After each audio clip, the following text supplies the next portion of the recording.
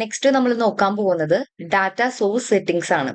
ഇപ്പൊ നമ്മളുടെ ഡാറ്റയുടെ പാത്ത് മാറ്റി കൊടുത്തെന്ന് വിചാരിക്കാം, അല്ലെങ്കിൽ നെയിമിൽ എന്തെങ്കിലും ചേഞ്ചസ് വരുത്തിയെന്ന് വിചാരിക്കാം. അപ്പൊ നമ്മളെ പവർ ബി ഐയിൽ ബാക്ക് എൻഡിൽ ചെല്ലുമ്പം അവിടെ ആ ഡാറ്റ നമുക്ക് അവിടെ കാണാൻ പറ്റില്ല. അത് എറർ ആയിരിക്കും കാണാൻ പറ്റുക. കാരണം നമ്മൾ ഓൾറെഡി പാത്ത് അല്ലെങ്കിൽ അതിന്റെ നെയിം മാറ്റിയല്ലോ, റീനെയിം ചെയ്തല്ലോ. അപ്പൊ നമ്മൾ എന്താ, ഈ പവർ ബി ഐയുടെ ബാക്ക് എൻഡിലും നമ്മൾ അത് കറക്റ്റ് ചെയ്യണം. അപ്പൊ അത് കറക്റ്റ് ചെയ്യാൻ വേണ്ടിയിട്ടാണ് നമ്മൾ ഡാറ്റ സോഴ്സ് സെറ്റിംഗ്സ് യൂസ് ചെയ്യുന്നത്. കേട്ടോ, data source settings allow you to manage existing data connections, file paths and permissions. അപ്പൊ ഇതൊക്കെ നമുക്ക് ഇവിടെ ഡാറ്റ സോഴ്സ് സെറ്റിംഗ്സിലാണ് നമുക്കിവിടെ ശരിയാക്കാൻ പറ്റുന്നത്. അപ്പൊ അതെങ്ങനെയാന്ന് നോക്കാം. അപ്പം ഞാൻ ആദ്യം തന്നെ നമ്മളുടെ ഇവിടെ ഞാൻ അഡ്വഞ്ചർ വർക്സിന്റെ ഡാറ്റാസ് ടേബിൾസ് സേവ് ചെയ്ത് വെച്ചിരിക്കുന്ന ഫോൾഡറിൽ പോയി. എന്നിട്ട് ജസ്റ്റ് ഞാനിപ്പം കസ്റ്റമർ ലുക്കപ്പ് ആണ് സെലക്ട് ചെയ്തിരിക്കുന്നത്.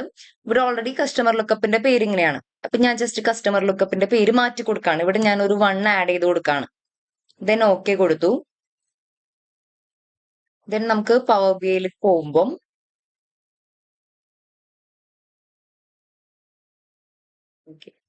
ഓക്കെ പവർ ബി ഐയിൽ ചെന്നിട്ട്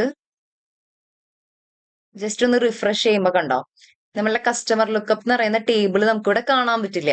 അവിടെ എറർ ആയിരിക്കും വന്നിട്ടുണ്ടാവും. കാരണം എന്താ, നമ്മൾ അവിടെ നെയിം മാറ്റിയില്ലോ.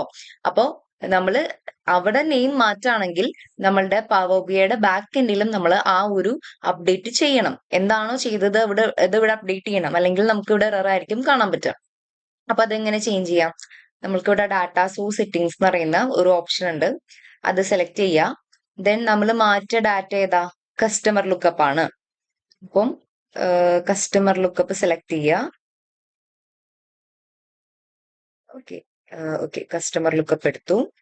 ദെൻ താഴെ ചേഞ്ച് സോഴ്സ് ഉണ്ട്. ചേഞ്ച് സോഴ്സ് സെലക്ട് ചെയ്യുക. ഇനി നമ്മൾക്ക് എന്താ, നമ്മൾ ആ മാറ്റിയ ആ ഫോൾഡറിൽ നിന്ന് നമുക്ക് ഇതിലോട്ട് കൊണ്ടുവരണം. അപ്പൊ നമ്മൾ ബ്രൗസ് എടുക്കുക. ദെൻ ഏത് ഫോൾഡറിൽ നിന്നാണോ നമ്മൾ ചേഞ്ച് വരുത്തിയ സെയിം ആ ഫോൾഡർ, ഇവിടെ ഞാൻ കസ്റ്റമർ ലുക്കപ്പ് ഇത് സെലക്ട് ചെയ്ത് കൊടുക്കുക.